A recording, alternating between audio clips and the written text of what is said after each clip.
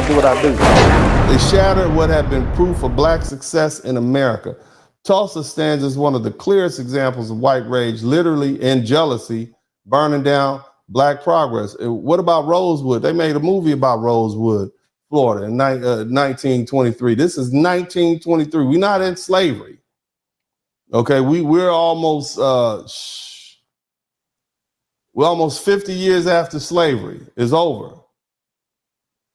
It was a little small, little prosperous black town, and it dealt with the same fate. The spark was some false accusation that a black man had assaulted a white woman. Turns out the white woman was giving it up to some other white man, cheating on her husband. But nevertheless, this white mob descended on Rosewood. It burned down the homes, the churches. It lynched black men and children and terrorized the families.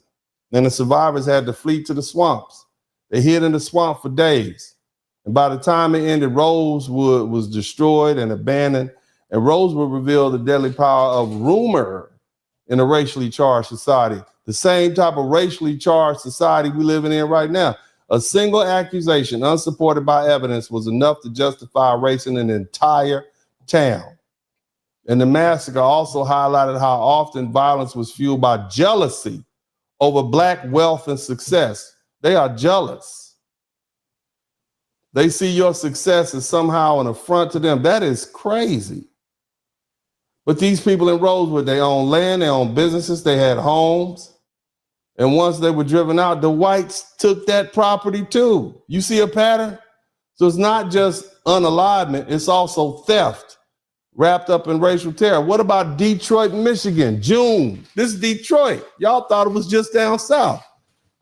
Over there, 8 miles, 7 miles, 6 miles. Racial violence fueled by wartime job competition and housing segregation. So the defense industry had drawn thousands of black migrants up north, same as the situation in Illinois and St. Louis, but they were confined to poor, overcrowded neighborhoods, while white folk, okay, they resisted the integration.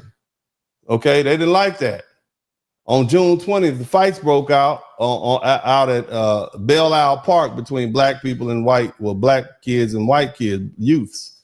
And the rumor spread that a black man had raped a white woman, and that the whites had thrown a black mother and a baby off a bridge. All of this was false, but it triggered something. It triggered the power. It triggered something. So you had the white mob join with some of the police, and they stormed into the black neighborhoods, and they started attacking the residents and destroying property. And by the time the federal troops restored order, 34 people unalive, 25 of them black, most of them shot by the cops.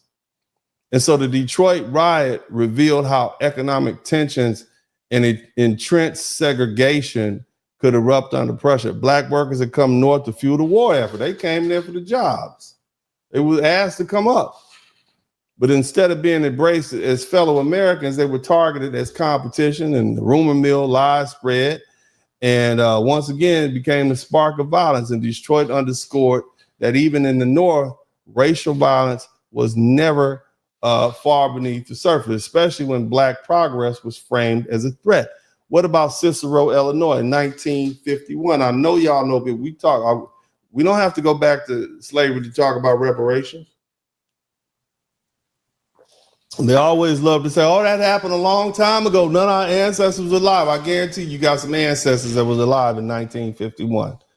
In Cicero, it's a suburb of Chicago for you all who don't know. And it's infamous. It was one of the most violent housing riots in the U.S. A black family, the Clarks, attempted to move into an apartment in a white neighborhood. Word spread, and over several nights, you had thousands of white men and women and children gather outside. They're throwing rocks and setting fires and destroying the building. And the police didn't do anything. They just stood by. They didn't do anything to stop the mob. And the Clarks were forced to flee. And the incident drew national attention, including coverage from Life magazine, which published the carnage. It's called the Cicero Riot. It wasn't just about one family. It was about maintaining the racial boundaries of housing segregation, even decades after slavery. The color line was being violently enforced by everyday white folk. not just politicians or officials. And Cicero showed the North was not immune to this kind of raw, open hatred that people often associated with the American South. It also made clear that the fight for civil rights would not just be about buses and schools. It would be about where Black families could live and whether they could live in peace. And I hope I'm not boring y'all. Are y'all still with me? Let me know. You're not. I hope you're still with me. Okay. Some of you all might know this, some of you don't. Birmingham, Alabama, 1963. This is ground zero for the Civil Rights Act. This is what galvanized the Civil Rights Act. Okay? So the city is known as Birmingham because of the frequent bombings of Black homes and churches. They were literally blowing up our people's stuff. On May 3rd, during a peaceful demonstration led by Dr. King and the Southern Christian Leadership Conference, you had a man named Bull Connor. He unleashed police dogs and high-pressure fire hoses and Black children and teenagers. Images of kids being bitten by dogs blasted off their feet by water cannons. That shocked the world. And later that year, on September 15th, 16th Street Baptist Church was bombed by the Ku Klux Klan members. It killed 4 little Black girls. One name was Adam Mae Collins. The other one name was Cynthia Wesley. The other one name was Carol Robinson and Denise McNair. Okay?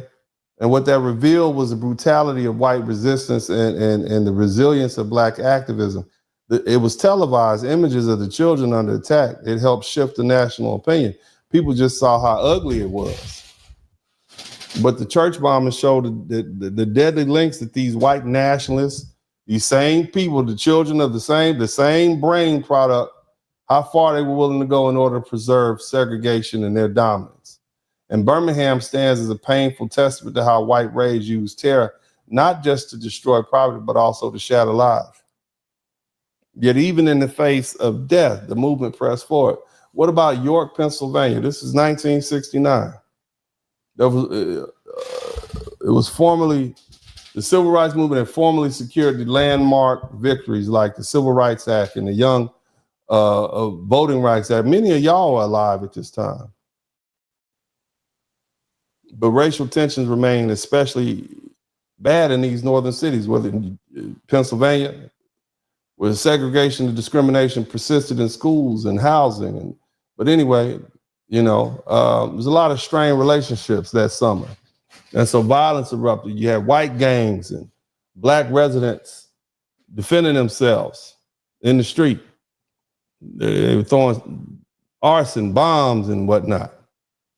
And the city just descended in chaos. And then you had 2 people, a Black teenager named Lily Bell Allen. She was shot while driving through a white neighborhood, and the white police officer got unalived. And these deaths symbolize a combustible mix of racism. What's up? Welcome to the broadcast. This is Uncle D. People wash their ass in the tub, Kamala Harris. You were tuned in to Uncle D. D's Black Man Talk. Pull up, homie, take a seat. Don't be a shadow watcher every day. You learn something, then you earn something. And let them know and drop some money in the plate. It's getting cold, ladies, talking ratchet. Lizard King here, grab your coat, zip your jacket. Keep quiet for a second, close your jaw. Attorney Spurling, this ain't pearly, know the law. Talking Constitution, pushing pins when he shooting, give him that. Masculinity, just for the record, sprinkle that. You can keep your cat, gotta cut it. Only cat he rubbing, gotta love it. I call it Molly Buddy. Gotta vote your interest, voting earns. Presidential, this is for the money that I earn. When you gon' learn, my people, that evil mixed with evil. No matter what you're doing, baby, this ain't equal. Sometimes when you're special, you get hated. The test is for the best, you're damn right, my people made it. Uncle D, Blizzard King, you been served, gotta notice. 9 black men out here know we winning, gotta hold it now. Uncle D, you been served, get your notice. 9 black men out here know we winning, gotta hold it now. Uncle D, you been served, get your notice. 9 black men out here know we winning, gotta hold it now. Uncle D, you been served, get your notice. 9 black men out here know we winning, gotta hold it now. Hey man, I'll do what I do. Somebody need to whip your ass. Get up and whip him, Sweets. Hey, don't be putting the money in my hand all rough. Take your ass out here. You buy you a Flowbee and cut your own damn hair from now on.